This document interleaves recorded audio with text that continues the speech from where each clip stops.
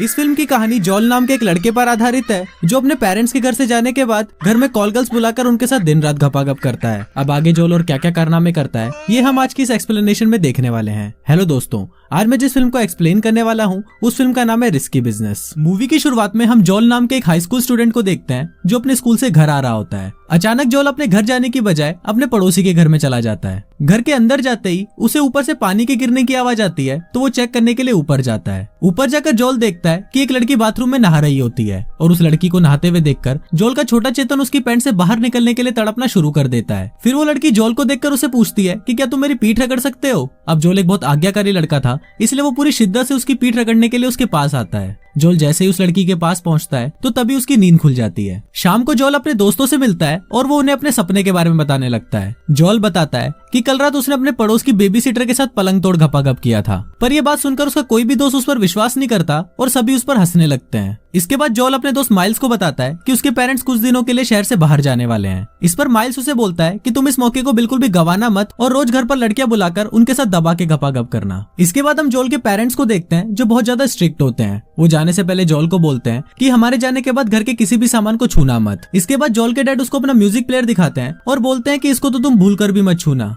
फिर जॉल के पेरेंट्स वहां से चले जाते हैं और उनके जाते ही जॉल की मौज हो जाती है। जॉल सबसे पहले अपने डैड के म्यूजिक प्लेयर पर लाउड म्यूजिक चलाता है और नंगा होकर पूरे घर में नाचने लगता है। शाम को जॉल का एक दोस्त अपनी गर्लफ्रेंड को लेकर उसके घर पर आता है क्योंकि उसे भी पता चल चुका था कि जॉल के पेरेंट्स घर पर नहीं है। फिर वो दोनों जॉल के रूम में चले जाते हैं और वहाँ पर दबा के घपाघप करने लगते हैं। नीचे बैठा हुआ जॉल उनकी आवाजें सुनकर बहुत इरिटेट हो जाता है, इसलिए वो अपने डैड की लग्जरी कार लेकर बाहर निकल जाता है। रास्ते में वो लड़कियों के सामने कार रोककर अपना इंप्रेशन जमाने की कोशिश करता है, पर लग्जरी कार होने के बावजूद भी कोई भी लड़की उसको भाव नहीं देती। अगले दिन जॉल का दोस्त माइल्स उसे बोलता है कि अभी तुम्हारा घर खाली है इसलिए हमें इसका फायदा उठाना चाहिए। फिर माइल्स जॉल की आज की रात रंगीन करने के लिए एक कॉल गर्ल को बुक कर देता है, पर जब जॉल को इस बारे में पता चलता है तो वो माइल्स पर गुस्सा करने लगता है। जॉल उसी नंबर पर फोन करके कॉल गर्ल को कैंसिल करने की भी कोशिश करता है, पर वो नंबर नहीं लगता। फिर रात को 8 बजे जॉल के घर की घंटी बजती है और जॉल को लगता है कि शायद वो लड़की आ चुकी है। अब जॉल के अंदर भी ठरक जागना शुरू हो जाती है, पर जॉल जैसे ही दरवाजा खोलता है तो वो देखता है कि माइल्स ने लड़की की जगह एक गे को बुला लिया है और उसको देखते ही जॉल के खड़े पप्पू को लकवा आ जाता है। फिर जॉल गुस्से में माइल्स को फोन करता है, पर माइल्स उसे बोलता है कि मैं इसमें तुम्हारी कोई हेल्प नहीं कर सकता। दोस्तों, अगर आपका दोस्त भी आपके साथ कोई ऐसी हरकत करे तो आप उसके साथ क्या करोगे मुझे नीचे कमेंट करके जरूर बताना। फिर जॉल उस गे को वहां से जाने के लिए बोलता है तो वो गे उससे अपना सर्विस चार्ज मांगने लगता है। अब जॉल के पास और कोई ऑप्शन नहीं होता, इसलिए जो पैसे जॉल के पेरेंट्स ने उसे दिए थे वो सारे पैसे जॉल उस गे को दे देता है। अब जाते जाते वो गे जॉल को एक लड़की का नंबर देता है और बोलता है कि तुम इसे फोन कर लेना, ये तुम्हारे सोए पप्पू को वापस खड़ा कर देगी। अब जॉल की हवस तो बुझी नहीं होती और उसका छोटा चेतन भी फिर से तड़पना शुरू कर देता है, इसलिए जॉल उस नंबर पर फोन कर देता है और थोड़ी देर बाद वहाँ पर लाना नाम की एक पटाखा लड़की आती है। जॉल उसको देखते ही उस पर भूखे नंगे भेड़िए की तरह टूट पड़ता है और वो दोनों पूरी रात धुआंधार संभोग करते हैं। अगले दिन लाना जॉल से अपनी सर्विस के $300 मांगती है, पर जॉल की जेब में तो $1 भी नहीं होता, इसलिए वो लाना को बोलता है कि उसे पैसे लेने के लिए बैंक जाना पड़ेगा। जॉल जैसे ही बैंक से पैसे लेकर वापस घर पर आता है तो वो देखता है कि लाना वहां से जा चुकी है और जाते जाते वो उसकी मॉम का एक महंगा ग्लास एग भी ले गई है। ये देखकर जॉल बहुत ही ज्यादा घबरा जाता है और वो अपने दोस्त माइल्स के साथ मिलकर लाना को ढूंढना शुरू कर देता है। अब एक दिन लाना उन्हें एक होटल में दिखाई देती है और वो जॉल के पास आकर उसे बोलती है कि मेरा मैनेजर मेरे पीछे पड़ा हुआ है, इसलिए मुझे जल्दी यहाँ से लेकर चलो। पर इस पर जॉल लाना को बोलता है कि पहले तुम मेरी मॉम का एंटीक एग मुझे वापस करो, तभी मैं तुम्हारी हेल्प करूंगा। लाना उसको बोलती है कि मैं तुम्हें वो वापस कर दूंगी, पर प्लीज अभी यहाँ से जल्दी चलो। फिर जॉल भी जल्दी से गाड़ी भगाकर वहां से निकलता है, पर लाना का मैनेजर उसका पीछा करने लगता है। मैनेजर से पीछे छुड़ाने के लिए जॉल बहुत तेज गाड़ी चलाता है और फाइनली वो उससे पीछे छुड़ा लेते हैं। फिर जॉल लेना से पूछता है कि वो मैनेजर तुम्हारे पीछे क्यों पड़ा हुआ था, तो इस पर लेना उसे बताती है कि उसने मैनेजर से कुछ पैसे उधार लिए थे और वो मैनेजर के लिए काम भी करती थी, पर उसके रूड बिहेवियर के चलते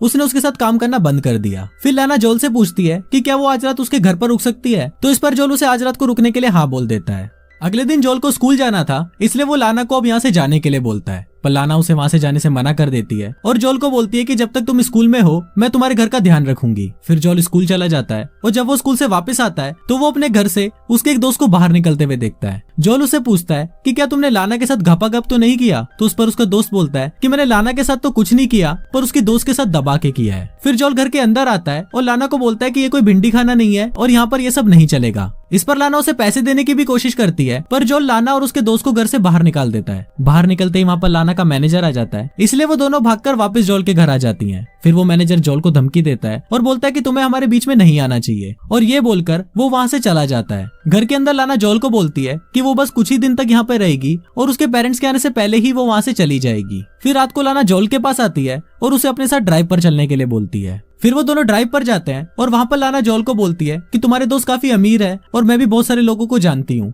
क्यों ना हम तुम्हारे घर में एक एडल्ट क्लब का बिजनेस शुरू करें। इस पर जोल लाना से पूछता है कि तुम ये सब क्यों करती हो, तो लाना उसे बताती है कि जब वो छोटी थी तो उसके स्टेप फादर उसका फायदा उठाया करते थे, इसलिए वो परेशान होकर घर से भाग गई और तभी से वो यही काम कर रही है। जोल लाना से और भी सवाल पूछने लगता है, पर लाना को जोल का उससे सवाल पूछना अच्छा नहीं लग रहा होता, इसलिए वो वहाँ से चली जाती है। अब जोल की कार एक हिल के ऊपर खड़ी हुई थी, इसलिए वो कार अपने आप ही सड़क कर नीचे जाने लगती है। जोल उसे पकड़ने की बहुत कोशिश करता है, पर वो गाड़ी सीधा नदी के अंदर चली जाती है। ये देखकर जोल की फटकर हाथ में आ जाती है, क्योंकि वो कार उसके डैड की लग्जरी कार थी। अब अगले दिन जोल को उस कार को रिपेयर कराने के लिए बहुत सारे पैसों की जरूरत होती है, पर जोल के पास तो एक फूटी कौड़ी भी नहीं थी। अब जोल के पास और कोई ऑप्शन नहीं बचता, इसलिए वो सीधा लाना के पास जाता है और उसका बिजनेस प्रपोजल एक्सेप्ट कर लेता है। इसके बाद से ही दोनों की ऐश हो जाती है। दोनों अपने अपने कॉन्टेक्ट्स को यूज करके अपना बिजनेस शुरू कर देते हैं और जोल के घर पर कस्टमर्स और लड़कियों की भीड़ लग जाती है। उसी रात कॉलेज से रदरफोर्ड नाम का एक रिक्रूटर जोल से इंटरव्यू लेने उसके घर पर आता है। घर के अंदर आते ही वो देखता है कि ये तो घर कम और भिंडी खाना ज्यादा लग रहा है। फिर जोल उसको लेकर एक खाली कमरे में जाता है। अब जोल के घर पर तो बहुत बड़ा बिजनेस चल रहा था, इसलिए उस कमरे में हर थोड़ी देर में कोई ना कोई लड़की को लेकर आ जाता था। फिर वो रिक्रूटर जोल से पूछता है कि तुम आगे क्या करना चाहते हो,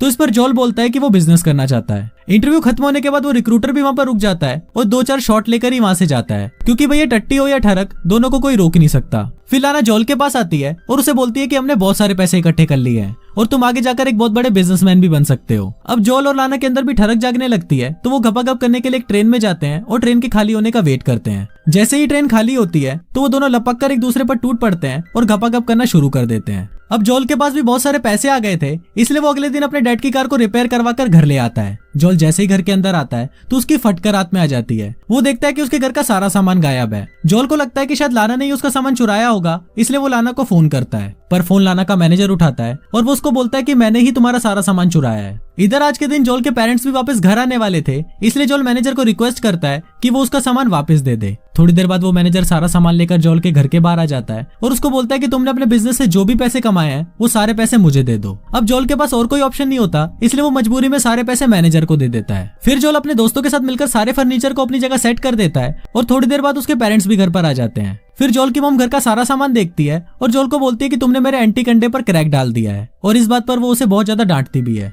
थोड़ी देर बाद जोल के फादर उसके पास आते हैं और उसको बोलते हैं कि जो रिक्रूटर तुम्हारा इंटरव्यू लेने के लिए आया था वो तुमसे काफी ज्यादा इंप्रेस हुआ है और तुम्हारा एडमिशन प्रिंसटन यूनिवर्सिटी में हो गया है। दोस्तों यहाँ पर आपको पता ही होगा कि वो रिक्रूटर किस चीज से इंप्रेस हुआ था। मूवी के लास्ट सीन में हम देखते हैं कि जोल की मुलाकात वापस लाना से होती है और वो दोनों अपने फ्यूचर प्लान को डिस्कस करते हैं। फिर रात को वो दोनों वापस से एक बार गपागप करते हैं और कुछ इसी तरह से ये फिल्म यहीं खत्म हो जाती है। दोस्तों अगर आपको इस मूवी की एक्सप्लेनेशन अच्छी लगी हो तो प्लीज इस वीडियो को लाइक करने के साथ साथ चैनल को सब्सक्राइब जरूर करना।